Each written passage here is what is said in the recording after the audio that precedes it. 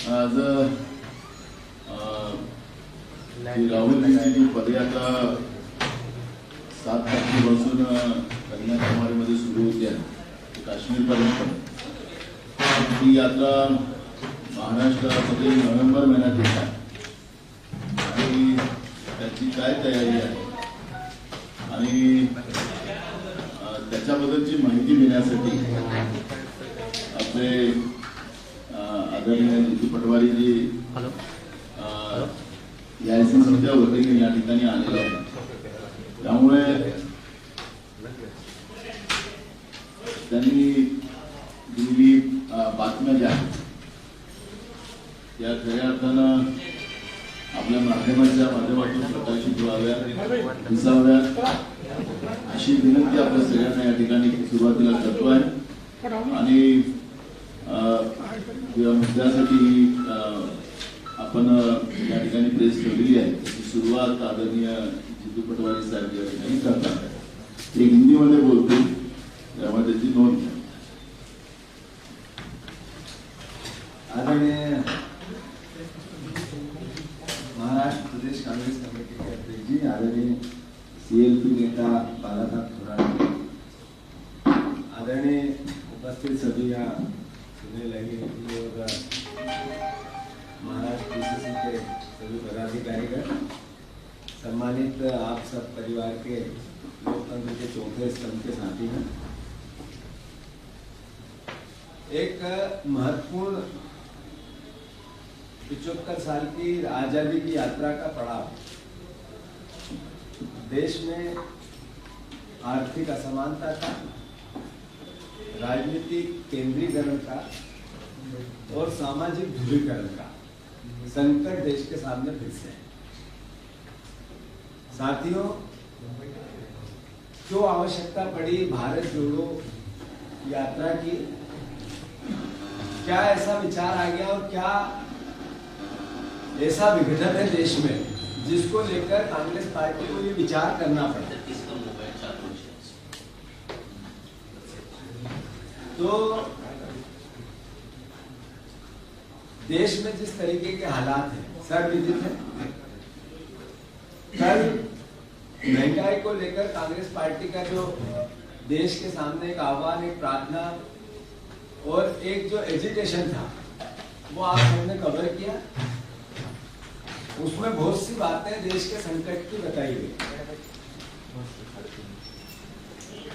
हमारा देश भगवान राम का देश है, कृष्ण का देश है, पैगंबर का देश है, ये गुरु नानक देव जी का देश है, महावीर का है, गौतम बुद्ध का है, ये गांधी का देश है। सबका उद्देश्य मानवीय सद्भावना और सद्भावनाओं की रक्षा करना। सबका उद्देश्य एकमात्र मानवता की रक्षा करते हुए विश्व में जैसा प्राचीन भारत का इतिहास है, उस आधुनिक भारत को विश्व आत्मसात करे, उसको लेकर भारत के संविधान के निर्माण हुआ। उसके बाद लोकतंत्र की परिकल्पना के साथ भारत देश ने तरक्की। साथियों, इन सब भावनाओं को बचाने के लिए भारत फिर से एक ऐसी सद्भावना जिसमें महात्मा गांधी ने विश्व को रास्ता दिया, जिसने आर्थिक उन्नति, सामाजिक सरोकार के साथ एकीकृत की और साथ ही साथ पूरे विश्व में प्राचीन भारत की जो एक स्वर्णिम इतिहास है, वो आधुनिक भारत का स्वर्णिम इतिहास विश्व कैसे आत्मसात करे, इसको लेकर आदरणीय राहुल जी के नेतृत्व में भारत जोड़ो यात्रा, जिसका उद्देश्य सकारात्मक उद्देश्य है, जिसका उद्देश्य चिंता है भारतवर्ष की कैसी हो और भारतवर्ष में आने वाले राजनीतिक लाभ हानि से ऊपर उठकर देश के अस्तित्व को हम कैसे बना सके, राजनीतिक लाभ और हानि से ऊपर उठकर विश्व को एक संदेश, एक रास्ता, एक दिशा कैसे दे सके कि जिसमें मानवीय अवधारणाएं सर्वोपरि हो। इन सब भावनाओं को लेकर राहुल जी ने के नेतृत्व में कांग्रेस पार्टी 3500 किलोमीटर से ज्यादा, 3500 किलोमीटर से ज्यादा की एक ऐसी पदयात्रा जिसमें भारतवर्ष को जुड़ना है, भारत के एक एक नागरिक को जुड़ना है, जो भरोसा रखता है इसमें कि सामाजिक ध्रुवीकरण नहीं हो, नफरत नहीं हो, घृणा नहीं हो, प्रेम हो, प्यार हो, मोहब्बत हो, हर राजनीतिक दल हो, सामाजिक दल हो, सामाजिक कार्यकर्ता हो, कोई ऐसा भारतीय नागरिक जो इसमें जुड़ना चाहता है उसके लिए ओपन फोरम है। साथ ही साथ 150 दिन से ज्यादा चलने वाली ये यात्रा सिर्फ कन्याकुमारी से कश्मीर तक ही तो चलेगी, पर पूरे देश में भी पूरी हर विधानसभा में इस पद यात्रा का अलग अलग तरीके से अलग अलग समय पे अलग अलग तारीखों में जितने दिन 150 दिन ये यात्रा चलेगी, वैसे भारतवर्ष भी इस यात्रा को कहीं कहीं अपने आप को इससे जोड़ेगा। साथियों, उद्देश्य एक है कि राजनीतिक लाभ के लिए सामाजिक नफरत का जो माहौल देश में बना है, ये भारतवर्ष की प्राचीन इतिहास या प्राचीन परंपराओं का इससे मेल नहीं होता है। भारतवर्ष का प्राचीन इतिहास और परंपराएं हमेशा प्रेम की, प्यार की, मोहब्बत की, त्याग की, तपस्या की और एक तरह से ऐसा जीवन जो दूसरों के लिए हो, देश के लिए हो, जीने की हमेशा रही है। उसी की अवधारणा को कांग्रेस पार्टी फिर जीवित करना चाहती है। जहां तक आर्थिक तरक्की की बात है या इस देश में आर्थिक विषमता की बात है, ये चिंता तो देश को होनी ही चाहिए और हर वर्ग के, हर नागरिक के साथ हर क्षेत्र में काम करने वाले व्यक्तियों को होनी चाहिए, आपको होनी चाहिए, लोकतंत्र के चौथे स्तंभ के प्रहरियों को भी होनी चाहिए कि इस देश में दो भारत बन रहे हैं। एक भारत ऐसा जिसने 10% लोग 5,000 रुपए की, 1,500 रुपए की एक कॉफी पीते हैं, और एक भारत ऐसा जिसमें 500 रुपए में पूरा परिवार पूरे महीने का अपना 1,000 रुपए में राशन खाता है। जब भारत सरकार ये कहती है कि 80 करोड़ रुपए को, 80 करोड़ लोगों को हमने राशन दिया सार्वजनिक वितरण प्रणाली से या अनाज दिया, इसका मतलब है 80 करोड़ लोगों को सरकारी राशन की आवश्यकता पड़ गई। इसका मतलब है देश 80 करोड़ लोग गरीब है। तो इस भावना को कैसे लेके जाएंगे? भारत सरकार के आंकड़े ये कहते हैं कि देश में 50% लोग संपत्ति विहीन है, 50% लोग संपत्ति विहीन है और 10% लोगों के पास 70% देश की संपत्ति है। तो ये दो भारत निर्मित हो या नहीं हो, ये चिंता इस देश की वो पार्टी जिसने देश को बनाया है, आजाद कराया है, शहादत दी है, उन्नति और आजादी दोनों में, अगर ये बात कांग्रेस पार्टी, राहुल जी नहीं करे तो कौन करे? मैं अनुरोध करना चाहता हूं, मोदी जी को 8 साल बड़ी भावनाओं से लोगों ने चुना, देश की जनता ने चुना, वो भी सरकार देश की है, हमारी है, पर उस देश की सरकार ने जब जो कहा, उन्होंने कहा कि हम 2 करोड़ रोजगार देंगे, हर साल 2 करोड़ रोजगार चले, उन्होंने कहा हम $5 ट्रिलियन की अर्थव्यवस्था बनाएंगे। अब बात जब 5 ट्रिलियन की करते हैं तो विश्व से कंपेयर करते हैं, हम दूसरे देशों से अच्छे हैं। उन्होंने कहा था कि किसान की आय दुगनी करेंगे, किसान की लागत दुगनी हो गई। जब बात करते हैं तो दूसरे तरह की देश को एक नए सिनेरियो में पिरोने की कोशिश करते हैं। ये देश के लिए चिंता का विषय है।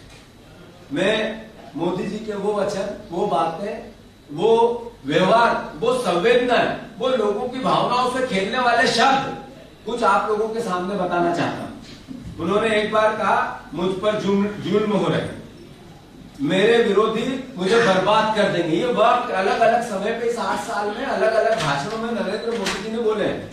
एक बार तो उन्होंने कहा कि अगर मेरी नियत में कोई खोट दिख जाए तो किसी भी चौराहे पे खड़े होकर आप जो सजा दोगे मैं भुगतने को तैयार हूं। एक बार उन्होंने कहा कि अलग अलग ऐसी भाषा, मुझे चौराहे पे जूते, इस तरह की बातें बोली। वो बोल एक देश के प्रधानमंत्री के पद के लिए हम भी अब नहीं बोल सकते। मैं बस इतना ही अनुरोध करना चाहता हूं, ये यात्रा में महाराष्ट्र का पीसीसी अध्यक्ष और पार्टी तो हमारी है ही, पर महाराष्ट्र के सभी परिवार के लोग जो भारतीय जनता पार्टी की नीतियों के विरोध में हैं, सरकार की नीतियों के विरोध में हैं, वो समझता है इस भावना को कि देश में नफरत बढ़ रही है, घृणा बढ़ रही है, क्रोध, लोगों को गुस्सा बढ़ रहा है, और ये वो समझता है कि इस देश की सरकार ने कुछ न कुछ अनीति की है, वो इस यात्रा से जुड़ सकता है। मैं आदरणीय हमारे बाला साहब थोराट साहब यहीं के हमारे महाराष्ट्र के प्रभारी भी हैं। इसी यात्रा के संदर्भ में ये यात्रा का पूरा कार्यक्रम जो आज हमारे दिल्ली से भी जारी हुआ है, 27 जगह देश भर में इसकी प्रेस कॉन्फ्रेंस के माध्यम से इसको भी जारी किया गया है। ऐसे ही उसका एक सॉन्ग लॉन्च हुआ है आज, वो भी आप लोगों के सामने प्ले करेंगे और फिर बाला साहब थोड़ा इसको आगे बढ़ाएंगे।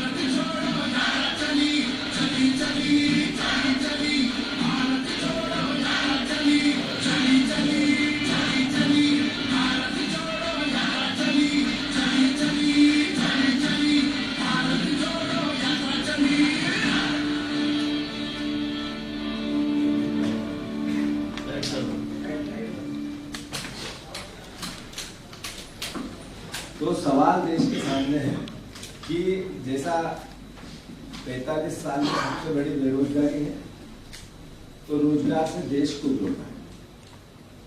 देश की अर्थव्यवस्था रसातल पे है, सबसे ज्यादा फॉरेन करेंसी सबसे निचले स्तर पे है। आर्थिक रूप से देश हर मोर्चे पे फेल हुआ है।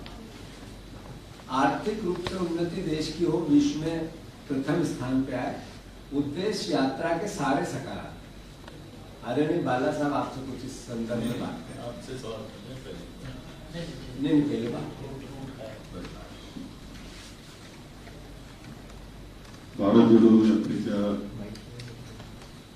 आज माहिती देण्यासाठी उपस्थित आहे माननीय तिथुजी पटवारी, महाराष्ट्र प्रदेश काँग्रेस समितीचे सन्माननीय अध्यक्ष नानाभाऊ पटोले, प्रदेश काँग्रेसचे सर्व पदाधिकारी, माझे मीडियाचे सर्व बंधू. भारत जोडो यात्रा ही 7 सप्टेंबर पासून कन्याकुमारीला सुरू होते आहे. माननीय राहुलजींच्या नेतृत्वाखाली 3560 किलोमीटरची ही यात्रा आहे. कन्याकुमारी पासून तर काश्मीर पर्यंत ही पदयात्रा जाणार आहे. आणि या बाबतीतली माहिती देण्यासाठी माननीय पटवारी आपल्यामध्ये आले आणि त्यांनी माहिती सुद्धा उद्देशासह सर्व माहिती दिली. आपला देश विविधतेनं नटलेला देश आहे. अनेक जाती, धर्म, पंथ, भाषा, चालीरीती, परंपरा या विविध असलेला हा देश आहे. 1942च्या चलेजावच्या चळवळीमध्ये महात्मा गांधींच्या नेतृत्वाखाली चलेजावची चळवळ झाली. त्यावेळेस सर्व देश काँग्रेसच्या नेतृत्वाखाली, महात्मा गांधींच्या नेतृत्वाखाली एकवटला. त्यावेळेस सर्व विविधता ही एकतेमध्ये रूपांतरित झाली आणि देशाला स्वातंत्र्य मिळालं. आपल्याला भारतरत्न डॉक्टर बाबासाहेब आंबेडकरांच्या नेतृत्वाखाली सर्वांना बरोबर घेऊन जाणारी समता हा विचाराचं अधिष्ठान असणारी राज्यघटना मिळाली. आतापर्यंतचा प्रवास आपण त्या माध्यमातून करतो. दुर्दैवानं अलीकडच्या कालखंडामध्ये माणसांमध्ये भेद निर्माण करण्याचं, समाजात भेद निर्माण करण्याचं राजकारण केलं जात आहे. ते सोपं राजकारण असतं आणि त्यावर सत्तेवर जाण्याची पद्धत झालेली आहे. त्यामधून समाजामध्ये विषमता वाढली आहे, भेद वाढला आहे, विद्वेष वाढलेला आहे, द्वेष वाढलेला आहे. हा कुठेतरी कमी करण्याची जबाबदारी पुन्हा एकदा घेण्याची आवश्यकता आहे आणि काँग्रेसची ही स्वतःची जबाबदारी आहे की शेवटी देश एकत्र ठेवण्याचा असतो तर विविधतेमधून एकता निर्माण झाली पाहिजे. विविधता ही ताकद म्हणून पुढे आली पाहिजे. म्हणून ही भारत जोडो यात्रा माननीय राहुलजींच्या नेतृत्वाखाली सुरू होते आहे 7 तारखेपासून. ही यात्रा अनेक प्रश्न जे आहेत, महागाईचा प्रश्न मोठ्या प्रमाणावर आपल्या देशामध्ये आज आहे. गरीब माणसाचं जीवन कठीण झालेलं आहे. बेरोजगारीनं उच्चांक झालेला आहे. तरुणाच्या हाताला काम नाही, उलट बेरोजगार वाढत चालले अशी परिस्थिती आहे. गरिबांची संख्या वाढत चाललेली आहे. गरिबीमध्ये लोकांना लोटलं जात आहे. हे सगळं विषय घेऊन आणि सर्वांना एकत्र करण्याचा उद्देश घेऊन ही भारत जोडो यात्रा ही सुरू होते आहे. यात्रा कन्याकुमारी पासून सुरू होते आहे. कन्याकुमारी नंतर केरळ, तामिळनाडू, कर्नाटक, तेलंगणा, आंध्र असं करत महाराष्ट्रामध्ये येणार आहे. 7 नोव्हेंबरला, साधारणतः 7 नोव्हेंबरला ही यात्रा महाराष्ट्रामध्ये येणार आहे आणि त्यानंतर ही नांदेडमध्ये देगलूर पासून प्रवेश करते. नांदेड, हिंगोली, वाशिम, अकोला, बुलढाणा असं करत 16 दिवस त्यांनी महाराष्ट्रासाठी दिलेले आहेत. 383 किलोमीटरची यात्रा महाराष्ट्रामध्ये आहे आणि अखिल भारतीय काँग्रेस कमिटीला माननीय दिग्विजय सिंग साहेब ज्यांचं कॉर्डिनेशन सगळं या यात्रेचं करते, त्यांना विनंती केली की आम्हाला आणखी 2 दिवस पाहिजे, 18 दिवस पाहिजे म्हणून. संपूर्ण रूटवर टीम आपली फिरून आलेली आहे. कशा पद्धतीनं नियोजन करता येईल. महाराष्ट्रामध्ये स्वागत चांगल्या पद्धतीनं झालं पाहिजे, यात्रा चांगली झाली पाहिजे या दृष्टीनं पूर्णपणे महाराष्ट्र प्रदेश काँग्रेस कमिटी त्यामध्ये तत्पर आहे. पूर्ण काळजी घेतली जाते आहे. यामध्ये 3 ग्रुप साधारणतः प्रमुख आहेत. एक जो ग्रुप आहे तो 350 म्हणजे 3,500 किलोमीटर चालणार अशा प्रकारचा एक पहिला गट आहे. दुसरा गट तो अतिथी गट म्हटलं त्याला, पाहुणे, की ज्या राज्यातून ही यात्रा जात नाही तिथली जी लोक असतील ती 100 आहेत. पहिले 100 हे 100 आणि तिसरे आपल्या महाराष्ट्रातले जिल्ह्यातले 100 असे 300चा पहिला ग्रुप असणार आहे. परंतु आम्ही हेही सांगितलं की हे 300चा जरी गट असले 3 गट 300चे मिळून तरी हजारो लोक या यात्रेमध्ये सहभागी होतील. महाराष्ट्रातल्या असेल नाही तर देशातल्या सर्व संतांनी समाजसुधारकांनी समतेचा संदेश दिलेला आहे. महाराष्ट्रामध्ये वारकरी संप्रदाय जो आहे तो सुद्धा मानवता धर्म सांगतो. इथे दिंडीची सुद्धा एक परंपरा आहे आणि म्हणून ही परंपरा त्या दिंडीच्या स्वरूपामध्ये सुद्धा हा प्रवास होणार आहे पदयात्रेचा. आणि त्यामध्ये माननीय राहुलजी अनेक घटकांशी, युवक असतील, महिला वर्ग असेल, इतर काही एनजीओज असतील, स्वयंसेवी संस्था यांचे सुद्धा संवाद साधणार आहेत. साधारणतः प्रत्येक दुपारच्या वेळेस जो वेळ राहील त्यामध्ये ते संवाद सुद्धा साधणार आहे.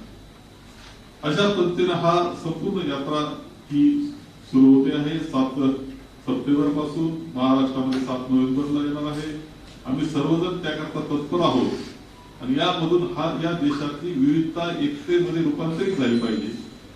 महागाई विरुद्ध सुद्धा आवाज जो सर्वसामान्य जनतेचा आहे तो या केंद्र शासनापर्यंत आणि सरकारांपर्यंत पोहोचला पाहिजे. बेरोजगारी जी आहे आणि ज्याच्यातून तरुण भरपूर निघतो आहे, त्याच्या जीवनापुढे अंधार आहे, त्याला नवा प्रकाश निर्माण करण्याकरता काहीतरी केलं पाहिजे, योजना घेतल्या पाहिजे, हा आवाज सुद्धा या निमित्तानं उठवणार आहोत. म्हणून ह्या सगळ्या गोष्टी घेऊन ही यात्रा महाराष्ट्रामध्ये जाते आहे. महाराष्ट्राकरता आमच्याकरता एक सुवर्ण संधी ही उपलब्ध होते आहे आणि तिचा उपयोग आम्ही महाराष्ट्रामध्ये सुद्धा खूप चांगल्या पद्धतीने करून घेणार आहोत. देशामध्ये सुद्धा खूप चांगल्या पद्धतीने होणार आहे. आणि पुन्हा एकदा ज्या पद्धतीने 1942 ची चळवळ महात्मा गांधींच्या नेतृत्वाखाली सर्व समाज, सर्व घटक एकत्र येऊन झाली, तशा प्रकारचे या यात्रेच्या माध्यमातून देशातून वातावरण निर्माण व्हावं अशी अपेक्षा आमची आहे. त्यासाठी आम्ही प्रयत्नशील आहोत. कोई सवाल है?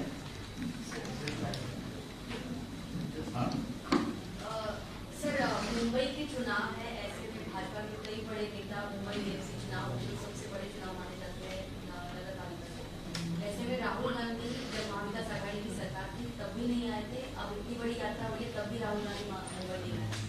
बात ये है कि जो यात्रा है ये यात्रा देश के दीर्घकालीन भविष्य को ध्यान में रखते हुए की गई। देश में राजनीतिक लाभ और हानि क्या है, पार्टी का भला करना है, पार्टी के लिए करना, ये हमारा सबका दायित्व है और राहुल जी का भी दायित्व, वो करते भी हैं, करेंगे भी। यात्रा में इस तरह की व्यवस्था की गई है कि बहुत जरूरी हुआ, जैसे बीच में इलेक्शन है हिमाचल का, गुजरात का, ऐसे ही अगर यहाँ भी बीएमसी के इलेक्शन होंगे तो जब यहाँ आवश्यकता पीसीसी को पड़ेगी और जैसी भी परिस्थिति बनेगी तो यात्रा में एक रिविजन किया गया है कि उनको 24 घंटे के लिए कहीं जाना है तो जाके फिर उसी जगह से यात्रा। Rahul Gandhi will be campaigning for the BMC post for the No, मैंने ये नहीं कहा कि वो इसी में आएंगे।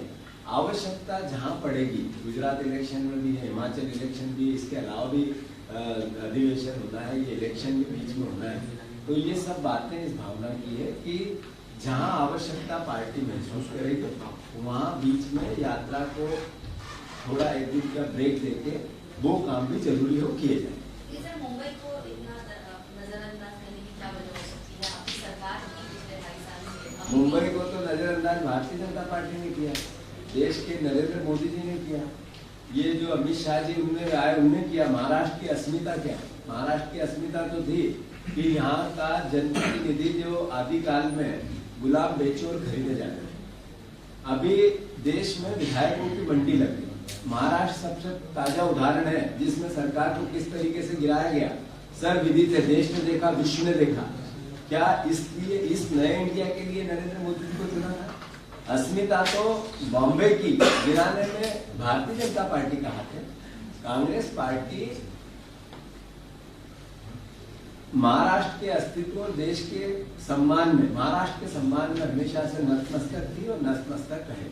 आज अमित शाह मुंबई में है और जिस तरह से अलग अलग गणपति के दर्शन करते हैं, आपको लगता है कि जो आगामी पालिका चुनाव है या राज्य सरकार का इलेक्शन है उसके मद्देनजर ये दौरा किया जा रहा है? देखो, हर पार्टी का एक अपना विवेक होता है, हर नेता का अपना एक काम करने का तरीका होता है। जहाँ तक गणेश जी के और महाराष्ट्र का मतलब एक ऐसा नाता है जो विश्व को एक अलग तरीके से इस संवेदना को समझने की आवश्यकता है, तो वो उनका काम कर रहे हैं। रही बात जहाँ तक प्रश्न इस बात का राजनीतिक लाभ हानि का, ये तो मैं समझता हूँ हर राजनीतिक पार्टी का अपना अपना तरीका होता है, हो सकता है वो भी हो सकता है। जिस तरह से अपोजिशन यहाँ अलग अलग जगह पे कांग्रेस के साथ आना चाहती है, महाराष्ट्र में जिस तरह से महाविकास आघाड़ी थी, तो जब यात्रा रहेगी तब यात्रा में राष्ट्रवादी या शिवसेना के जो लोकल नेता है, जब उनसे संपर्क किया जाएगा या उनको भी कुछ इन्विटेशन दिया जाएगा यात्रा के लिए? ये अभी थोराट साहब ने भी कहा और ये बात मैंने भी अपने वक्तव्य में कही, ये भारतीय जनता पार्टी के काम करने के तरीके, उसके विचारधारा का जो देश में विघटन की विचारधारा है उसके खिलाफ, और इस देश में आर्थिक समरसता बने, समानता बने, इसको लेकर जो जो विचार, जो जो साथी, जो जो व्यक्ति, जो जो भारतवर्ष का नागरिक इस यात्रा में सम्मिलित है, उनको मैं आपके माध्यम से भी और व्यक्तिगत भी बात करके हम निमंत्रित करें। लेकिन सत्ता में तो महाराष्ट्र में कांग्रेस और अन्य दल दोनों दल रहे हैं, लेकिन क्या महाराष्ट्र में जब राहुल गांधी की यात्रा आएगी, इन जो दलों का है किसी का समर्थन या टिकट नहीं रहा है, किसी भी दल ने इनको समर्थन अब तक नहीं किया? मैं समझता हूँ इसका पीसीसी के अध्यक्ष जी ज्यादा अच्छा उत्तर देंगे, पर मैंने जैसा कहा कि जहाँ तक प्रश्न भावना का, जब राहुल जी आज चालू करेंगे साउथ से 7 तारीख को, तो कई दल के नेता, 24 दलों के नेता वहाँ उपस्थित रहेंगे और सामाजिक 150 सिविल सोसाइटी के लोग वहाँ उपस्थित रहेंगे। ये यात्रा देश बनाने, ये यात्रा सकारात्मक, ये यात्रा भारत के भविष्य में जो भगवान राम का, कृष्ण का, महावीर का, प्रेम का, प्यार का, मोहब्बत का जो संदेश था उसको लेकर है। इसमें नफरत, घृणा ये हमारे विरोधी है। इस भावना के बजाय हम देश बनाना चाहते हैं। जैसे हमने देश की आजादी में कांग्रेस पार्टी के विचार का अपना महत्व है, योगदान है, शहादत है। देश की उन्नति में भी कांग्रेस पार्टी ने जो किया, 70 साल का हिसाब अब सबको पता चल गया है कि क्या कहा, क्या किया था कांग्रेस पार्टी। जो पार्टी 70 साल का हिसाब मांगती थी, उस 70 साल का हिसाब इस 8 साल में पता आम जनता को चल गया। तो हमने देश की उन्नति में भी शहादत दी। अब चूंकि देश के सामने नई चुनौती नफरत से जीतने की है, घृणा को हराने की है, समानता, आर्थिक रूप से हर हाथ को काम मिले, काम का पूरा दाम मिले, रोजगार की, ये राजनीतिक एकीकरण जो हो रहा है, जो सरकारें गिराई जा रही है, जो लोकतंत्र की हत्या की जा रही है, जो विधायकों की 400 से अधिक विधायक खरीदे और बेचे गए, नरेंद्र मोदी जी को श्रेय जाता है इसका, उन्हीं की सरकार थी। मेरे जहां से मैं आता हूँ, शिवराज सिंह चौहान ने माइक पे बोला, टीवी के सामने आप लोगों को कहा, मीडिया को कहा, यहाँ मुझे नरेंद्र मोदी जी का निर्देश हुआ कि सरकार गिरानी और हम लग गए।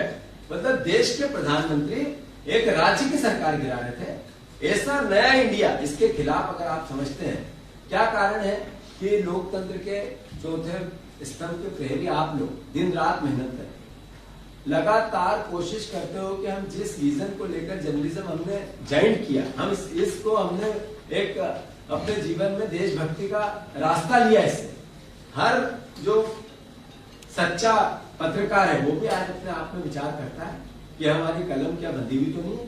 जो मालिक है मीडिया का, जो संस्थान है जर्नलिज्म का, वो कितना फ्रीडम देता है, ये मैं आपसे पूछ नहीं रहा हूँ, केवल आत्मसात, आत्म एहसास करो आप लोग। तो ये सब देश के लिए खतरे की, लोकतंत्र के लिए खतरे की घंटी है या नहीं है, ये सवाल, और इसके लिए यात्रा है, इसी के लिए सवाल ये है, पटवारी जी आप देश को बचाने की बात कर रहे हैं, आप कांग्रेस पार्टी की अगर हम बात करें, आज प्रेस वार्ता में अशोक चौहान को आना था लेकिन वो आए नहीं। अमित शाह मुंबई में है इसलिए अशोक चौहान नहीं आए, और कई दल बदलने की भी बात चल रही है। दो बातें हैं। पहले तो मैं तो मध्य प्रदेश से आता हूँ, पूरे देश के अखबारों में इस भावना का कि नाना साहब हमारे जो अध्यक्ष है और अशोक चौहान जी का चित्र छिपा, वो आप लोगों के उठाए हुए सवालों के बाद कल अशोक चौहान जी ने जो भाषण दिया उसमें नरेंद्र मोदी की जितनी नीतियां थी उनका कितना मुखरता से विरोध किया, लग जाएगा, सुना होगा। तीसरी बात, ये प्रेस वार्ता भारत जोड़ो के संबंध में 27 जगह हुई, दिल्ली में भी हुई। काला साहब उनके इंचार्ज है, वो यहाँ उपस्थित है, पीसीसी के अध्यक्ष उपस्थित है। ये इन्हीं की प्रेस वार्ता थी। जिस दिन आवश्यकता ऐसी पड़ेगी कि सबकी एक साथ देना है तो आपको आमंत्रित किया जाएगा। एक सवाल ये पड़ रहा है साहब कि जिस तरह से आप लोग की यात्रा हो रही है, एक तरफ शुरुआत कर रहे हो, दूसरी तरफ अमित शाह यहाँ आते हैं, बंडलों का जायजा लेते हैं, प्रार्थना करते हैं, क्या हिंदुत्व के मुद्दे को लेकर एक बार फिर कार्ड खेला जा रहा है बीजेपी की तरफ से?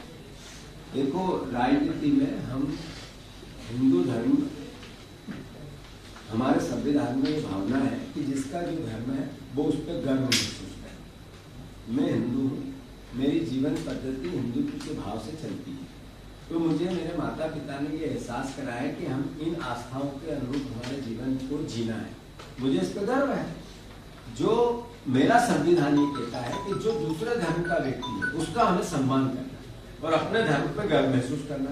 हर नागरिक को ये अधिकार है, अमित शाह जी को भी अधिकार है। अब इसमें मैं मेरे धर्म पे गर्व करूं और दूसरे धर्म से नफरत करूं, ये प्राचीन भारत का संस्कार नहीं, ये भगवान राम का संदेश नहीं, ये कृष्ण का संदेश नहीं, ये संविधान की भावनाओं के अनुरूप भी नहीं। इसी के खिलाफ, इसी भावना के को जो देश में बहरी है या देश में बहाई जा रही है, या इसी भावना को जो देश में नफरत फैलाई जा रही है, उसी को लेकर भारत जोड़ने की आवश्यकता है और उसी का उद्देश्य भारत जोड़ो यात्रा का है। पटवारी साहब, एक सवाल ये है कि कल जिक्र किया आपने, कल राहुल गांधी का एक बयान आया जो कभी काफी वायरल हो रहा है, बीजेपी के नेता उसको जो है सोशल मीडिया पर कबूल कर रहे हैं, तो कहीं न कहीं लगता है कि सोशल मीडिया के मामले में कांग्रेस जो है बीजेपी से पीछे चल रही है। नहीं, मैं तो चलो आपने ये बात छेड़ी दी है, तो जरा एक मोदी जी का वीडियो आया, मोदी जी का एक चला, जरा मोदी जी का पहला वीडियो आपने छेड़ा है तो हम आए, नहीं तो मैं आता ही नहीं। दो चार उनके भी सुन लीजिए। ये सवाल है देश में भाग कर, ये मीडिया, सोशल मीडिया नकारात्मक, ये आपसे सवाल है सबसे। किसी व्यक्ति ने महंगाई को बढ़ा दी, किसी उद्योग वाले ने पूछा क्या महंगाई मुद्दा नहीं है, भ्रष्टाचार मुद्दा है नहीं? मैं हैरान हूं, मेरे देश का मीडिया को भी क्या हो गया है, कम से कम वो तो रुलिंग पार्टी को बोलना चाहिए। अच्छा ये बता, कोई बात नहीं, पूरी बात है, आप ये बताओ, ये आप और दो तीन ये दो तीन ऐसे एक ये आप लोगों से सवाल करना चाहिए। क्या हो गया आप लोगों को यार, सवाल क्या करने चाहिए, सवाल क्या करते हो? ये मैं नहीं कह रहा हूँ, ये मोदी जी कह रहे हैं। महंगाई मुद्दा है कि नहीं इस देश में? इस देश में महंगाई मुद्दा है कि नहीं? आपके घर पे असर आया कि नहीं? जो आप आटे की बात कर रहे हो, आटा, ये आटे 40 रुपए किलो हुआ, 20 रुपए किलो हुआ, जितनी महंगाई बढ़ी, कल ही 100 रुपए की जो चीज आनी थी 150 रुपए में आती है, तो जीएसटी सरकार को ज्यादा मिलती है, आपका जेब खाली होता है। पटवारी साहब, मेरा सवाल ये है कि एक राहुल गांधी का बयान सोशल मीडिया पर वायरल होता है, उसको बड़े बड़े मंत्री नेता उसको ट्रोल करते हैं, उसका जवाब आप पुराने बयानों से दे रहे हैं, वो आपकी एक राजनीतिक जो है दुश्मनी लड़ाई हो सकती है, लेकिन मेरा सवाल ये है कि क्या कांग्रेस सोशल मीडिया के इस जमाने में बीजेपी से पीछे है? नहीं, बात ये तो आपकी भावना की मैं कदर करता हूँ, सवाल में वाजिब है, पर सवाल ये है कि मुद्दा सवाल का महंगाई है, लोगों की परेशानी, लोगों की जेब है। सोशल मीडिया पर कांग्रेस पार्टी को ट्रोलिंग नहीं है, ट्रोलिंग करके उस मुद्दे को हटाया जा रहा है जो आटा महंगा हुआ या नहीं हुआ, आटे को कैसा कहा गया कैसा नहीं कहा गया, तो मुद्दा तो महंगा ही है ना। मेरा आपसे प्रति प्रश्न है दोस्त, ये असर है आपके इस सवाल का जवाब मैं देता हूँ। बीजेपी जिस तरह से राहुल गांधी जी को ट्रोल कर रहे हैं, उससे ज्यादा बीजेपी को जनता ट्रोल कर रही है, भय और भूख की वजह से। दो चीजें इस देश में लाकर, भय और भूख, जो अंग्रेज करते थे, उसी आधार पर भारतीय जनता पार्टी राजनीति कर रही है। राहुल गांधी को ट्रोल करके अगर उनका बहुत फायदा हुआ है आज तक, अब नहीं होने वाला है। तो गलती वो लोगों ने वो गलती में नहीं रहना चाहिए। जितना वो ट्रोल करेगा उतना लोग गाली दे रहे हैं उनको। आप उसके जो उनके मंत्री और उनके लोग ट्रोलर जो है, चवानी शाह, मैं बार बार बोला चवानी शाह, वो ट्रोलर, वो लोगों को कितने लोग, आम आदमी कितना ट्रोल कर रहे हैं वो भी आप चेक करें। तो अभी हमें जनता हमारे साथ आई है और हमें चौवानी छाप रोलर रखने की जरूरत नहीं है। आज मूल इश्यू जो है भय और भूख का, जिसका उल्लेख कल राहुल जी ने किया, उसी आधार पर आज जो राहुल जी की पदयात्रा 7 तारीख से जो कन्याकुमारी से जो चल रही है, और उसके साथ आप देखोगे कि भारतवर्ष में कितने लोग राहुल जी के साथ चलेंगे और कैसा देश जुड़ेगा, क्योंकि राहुल जी की प्रामाणिकता, कांग्रेस की प्रामाणिकता उसमें आपको सामने आएगी। ये लोग जब भी चुनाव आते हैं तो इनकी रणनीति बनती है। आज अमित शाह का उल्लेख आपने किया है, महाराष्ट्र में मुंबई महानगर पालिका का चुनाव आया है, उसकी राजनीति, उसकी रणनीति करने के लिए वो आया। आपके माध्यम से मैंने मीडिया में भी पढ़ा, आपके चैनल में भी देखा, तो वो रणनीति करने आए। लेकिन देश में, देश की सीमाएं सुरक्षित नहीं है। अरुणाचल में चाइना ने अतिक्रमण करके रखा है, लेह लद्दाख में अतिक्रमण करके रखा है। जिस तरह से चाइना रोज अपने देश में घुसने का पूरा तैयारी कर रहा है, घुस चुका है, तो ऐसे समय में देश के गृह मंत्री ने क्या रोल निभाना, ये सबसे बड़ा महत्व है। देश की जनता ने उनको देश सुरक्षित रखने के लिए सत्ता में लाया था। उन्होंने कहा था कि देश असुरक्षित है, कश्मीर के पंडितों की हालत खराब है। आज जम्मू कश्मीर का चुनाव कितने साल से नहीं हुआ। कांग्रेस के जमाने में जब भी जम्मू कश्मीर के ऐसे समय आता था राष्ट्रपति राजवट लगाने का, तो यही बीजेपी चलाती थी कि कानून व्यवस्था ठीक नहीं है, केंद्र की सरकार जम्मू कश्मीर में भी चुनाव नहीं लगा सकती। कितना साल नहीं हुआ है कि अभी तक जम्मू कश्मीर में चुनाव नहीं लगा है। तो इसका मतलब ऐसा है कि आरोप लगाना बहुत इजी है बीजेपी को, लेकिन देश चलाना बहुत कठिन है, ये इनको पता है। और इसलिए सब विषयों को डाइवर्ट करने के लिए बार बार इस तरह की राजनीति खेलने का काम बीजेपी करती है। गणेश जी का दर्शन करने आए तो गणेश जी उनको ऐसी सद्बुद्धि दे, महाराष्ट्र के गणेश जी, जो कि लालबाग के गणेश जी हो, यहाँ जो कि महाराष्ट्र के गणेश जी जागरूक है, इनको ऐसी सद्बुद्धि दे कि वो देश के लिए काम करे, देश को बेचने के लिए नहीं। देश की संपत्ति रोज बेच के देश चलाने वाले लोग अगर देश हित की बात करते हैं तो उनको कोई अधिकार नहीं है। अब इसलिए अमित शाह है या कुछ भी है, लेकिन मुंबई महानगर पालिका में कांग्रेस ही सबसे बड़ा पक्ष रहेगा, ये मैं तुमको आज से बता रहा हूँ। कांग्रेस ही बड़ा पक्ष है क्या उद्धव ठाकरे के साथ चुनावी मैदान में? देखो, ये समय के साथ जब चुनाव लगेंगे तब हम लोग राजनीति करेंगे उसके बारे में, क्योंकि आज हमारे सामने, देश के सामने जो चीजें हैं, भय और भूख और देश विघटन व्यवस्था पे लाके खड़ा करने का काम जो बीजेपी ने जो पाप किया है, देश को इकट्ठा लाना, सभी धर्मों के लोगों को साथ में जोड़ना और देश से भय और भूख दोनों खत्म करना, ये कांग्रेस का मेन मुद्दा है। और उसके लिए हमारे नेता राहुल जी पूरी कोशिश कर रहे हैं।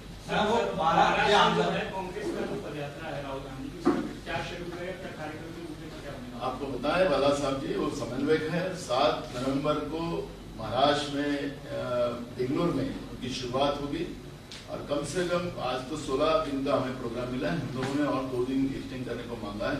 अगर 18 दिन का होता है तो और अच्छे से वहाँ पे कार्यक्रम हम कर सकते हैं।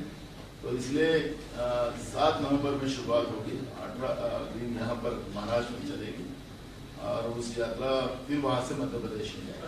राज्यपालांनी 12 आमदारांची नियुक्ती रद्द करण्याचा निर्णय घेतला आहे। महाविकास आघाडी सरकारने ते आमदारांची यादी जी होती, आता ती यादी पण स्क्रॅप करण्यात आली आहे।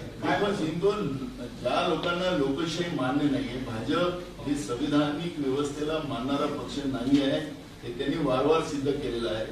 महाराष्ट्राचे राज्यपाल, कारण की महाराष्ट्राला एक मोठा इतिहास लाभलेला आहे। महाराष्ट्रामध्ये जेवढे काही राज्यपाल आतापर्यंत आले, या राज्यपालांचं आणि आताचे राज्यपाल यांची कारकीर्द आपण पाहिली की आरएसएसचा आणि बीजेपीचा अजेंडा राबवण्यासाठी ते इथं आलेले आहेत। ते महाराष्ट्रासाठी संविधानिक व्यवस्थेसाठी काम करायला आले नाही, हे अनेकदा त्यांनी सिद्ध केलेलं आहे। आणि त्याच्यामुळे महाराष्ट्राच्या लोकांना शिवा घालणं, मराठी माणसाला शिवा घालणं, महात्मा ज्योतिबा फुले, सावित्रीबाई फुलेंच्या बद्दलचं अपशब्द बोलणं, या पद्धतीचं वक्तव्य करणारे राज्यपालांच्याकडून आणि भारतीय जनता पार्टीकडून आता काय काही अपेक्षा लोकांच्या राहिलेल्या नाही। आणि म्हणून ते जे काय करतात आहे करू द्या त्यांना। सत्तेचा दुरुपयोग करणं हा भारतीय जनता पार्टीचा आता एकमेव गोरखधंदा झालेला आहे, हे आता स्पष्ट झाले। अमित शहाचा जो दौरा आहे आज ते दौऱ्यावरती आले. महाविकास आघाडी सरकार गेल्यानंतर आलेले मुख्यमंत्री जे शिवसेनेकडून कुठून आले त्यांच्या बंगल्यावर सुद्धा दर्शन घेणार आहे. मला वाटतं की या सगळ्या गोष्टींच्या नंतर अमित शहा यांचा दौरा अशा पद्धतीने होतोय की शिवसेनेला आव्हान देण्यात. लोकशाहीमध्ये जनता ही सगळ्यात महत्वाची असते. विकत घेऊन आणि दबाव तंत्र वापरून महाराष्ट्राची आमदार आणि अनेक लोकांना दबाव आणून तोडण्याचं काम ते केलं गेलेलं होतं. हे आता सिद्ध झालेलं आहे आणि त्याचा उत्सव साजरा करायला आता अमित शहा इथं आलेले आहेत. त्यांनी उत्सव साजरा करावा, पण लोकशाहीमध्ये जनता ही मोठी असते आणि जनतेचा निर्णय हा सगळ्यात मोठा असतो. हे तुम्हाला येणाऱ्या काळामध्ये पाहायला मिळणार आहे. त्याच्यामुळे केंद्रात आणि राज्यात ईडीचं भाजपचं सरकार असंविधानिक सरकार आणून त्याचा गौरव ते करायला आले असेल तर तो त्यांचा प्रश्न. राहुल गांधी की इस यात्रा को आखिर महाराष्ट्र में किस तरह से देखा जाए? क्या महाराष्ट्र में कांग्रेस भी अब सोलो जाएगी, जैसा कई बार आप भी अपने विचार रख चुके हैं, या अभी भी डिसाइडेड नहीं है कि बाकी पार्टियों को भी साथ में लेना है? देखो क्या है ये राजनीतिक का पदयात्रा नहीं है. ये आपको पटवारी जी ने भी आपको उस बात से अवगत कराया, बाला साहब जी ने भी किया है कि आखिरी देश की जो व्यवस्था को डैमेज करने का काम नरेंद्र मोदी जी के सरकार ने जो किया है, ये आप सब लोग इस बात को समझते हैं. और देश आज जोड़ना ये सबसे बड़ा महत्व कांग्रेस के सामने है, क्योंकि आजादी की लड़ाई आपको सबको पता है कि आजादी की लड़ाई में भी कांग्रेस का सबसे बड़ा योगदान रहा है. और अब देश को खड़ा करने का भी 60 साल में कांग्रेस का ही बड़ा योगदान रहा है. और हमेशा संवैधानिक व्यवस्था और देश को जोड़ने का काम कांग्रेस ने किया है. लेकिन जो 8 साल में जिस तरह से देश की परिस्थिति बनी हुई है, धर्म के नाम से देश को तोड़ा जा रहा है और देश को बिखरने का काम किया जा रहा है, संवैधानिक व्यवस्था को तोड़ा जा रहा है. और इसलिए ऐसे समय में कांग्रेस को ही अपनी भूमिका को स्पष्टता से, क्योंकि आप ही लोग बोलते थे कि महंगाई के बारे में कांग्रेस क्यों नहीं बोलती. कल राहुल जी ने एक लाखों की तादाद में एक बड़ी आवाज, इस देश की जनता की आवाज बनकर राहुल जी महंगाई के विरोध में जब आवाज उठाई तो उनको ट्रोल किया जा रहा. आप ही सवाल किया है. तो आज राहुल जी अगर 4,500 किलोमीटर पदयात्रा कन्याकुमारी से कश्मीर करने जा रहे हैं, तो उसमें पॉलिटिकल उद्देश्य कम और देश को जोड़ने का उद्देश्य ज्यादा है. और इसलिए मैं कांग्रेस को महाराष्ट्र में ताकत मिलेगी, ये सवाल आपका बार बार कर रही है. मैं तुमको पहले ही कहा, मैं जिस दिन प्रदेश अध्यक्ष बना उसी दिन मैंने आपको कहा था कि महाराष्ट्र में सबसे बड़ी पार्टी आने वाले जब भी चुनाव होंगे विधानसभा और लोकसभा के, सबसे बड़ी पार्टी ये कांग्रेस ही रहेगी. ये मैंने पहले दिन कहा था और वो आपको रिजल्ट देखने मिलेगा. लेकिन ये परसेप्शन का वॉर है, ये आप किस तरीके से लड़ने वाले, क्योंकि सवाल तो आपसे भी पूछा जाएगा. आम जनता कांग्रेस पार्टी से जुड़े उससे पहले तो लगता भी नहीं कि Congress is a United house. लोग कह रहे सीनियर्स खुद पार्टी को छोड़ रहे हैं, महाराष्ट्र में खुद लीडर्स पार्टी में है या नहीं है, अभी तक संदेह बना हुआ है. मैंने आपको उस दिन भी हमने आपके सवाल का जवाब दिया है कि जो आज देश के सामने जो प्रश्न खड़े हैं, महंगाई आपके सामने खड़ी नहीं है, तो ठीक है मीडिया वाले लोग हो, आप लोग तो आपके सामने महंगाई हमने आपको यही कहा कि महंगाई ये सबसे बड़ा इशू है, बेरोजगारी सबसे बड़ा इशू है, देश की सीमा, देश बचाना हमारे लिए सबसे बड़ा महत्व है. और ये इशू बड़े हैं. और लेकिन हम कुर्सी के लिए अगर लड़े, और रही बात कोई भी कांग्रेस का नेता पार्टी छोड़ के नहीं जाएगा, ये हमने बार बार कहा है. अशोक चौहान जी के बारे में जो संभ्रम फैलाया जा रहा है उसके बारे में कल ही आपने अशोक जी को देखा कि उन्हें महंगाई के उस हल्ला बोल के मंच से उन्हें जिस तरह से अपना भाषण किया है, तो आज भी अगर उनके बारे में संभ्रम फैलाकर बीजेपी की स्ट्रैटेजी है और आपके माध्यम से उस स्ट्रैटेजी को फैलाते हैं, ये फैलाना रोक दो. और जो प्रॉपर इशू है, जनता के इशू है, उसकी लड़ाई लड़ने के लिए आप भी हमारे साथ आओ. बाळासाहेब आपल्या दोघांना एक प्रश्न आहे. बाळासाहेब म्हणतात की कोणी जाणार नाही, काही नाही, खूप टाकते म्हणतात, आपण पण म्हणतात की कोणी पक्ष सोडून जाणार नाही. पण ज्यांची ती इथे नाहीये आणि ते असंही म्हणत नाही की ज्यांच्या वेळेस गावाला मी जाणार नाही. नाही नाही, त्यांच्या पूजेच्या प्रसादाला मी आता जाणार आहे. तो विनोद तू माझ्याबरोबर. म्हणजे मला एक साधा प्रश्न असा आहे की आज जितू पटवारी जी इथं आलेले आहे, इथे प्रदेश कार्यकारिणीचे कुठली मिटिंग नाही आणि कुठली प्रेस नव्हती. इथं आम्ही सगळे ज्येष्ठ नेत्यांना बोलवतो, तुम्ही आतापर्यंत पाहिला असेल. यांची प्रेस होती, ते समन्वयक आहे आणि मी प्रदेश अध्यक्ष. फक्त एवढंच या आजच्या प्रेसचा मूळ उद्देश होता. अशोक चव्हाण यांच्या बद्दलचं या पद्धतीचं वातावरण पसरवणं हा भारतीय जनता पार्टीचा जो अजेंडा आहे याचं कुठेही ते सक्सेस होणार नाही. आणि महागाईचा, बेरोजगारीचा आणि शेतकऱ्यांचे मुद्दे घेऊन काँग्रेस जी लढते आहे, देशाच्या संरक्षणासाठी लढते आहे, त्याच्यामध्ये मोठ्या प्रमाणात लोक काँग्रेससोबत जुळताना आपण पाहता. थोडासा एक मुद्दा असा आहे की तुम्ही म्हणाल की पॉलिटिकल यात्रा नाहीये, तर शरद पवार असतील किंवा उद्धव ठाकरे असतील हे सुद्धा तुमचे समविचारी आता मानले जातात.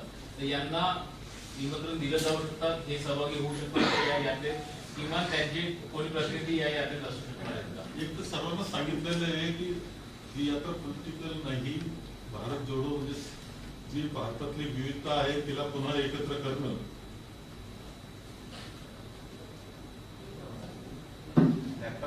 भारतातली विविधता एकत्र करणं हा उद्देश आहे.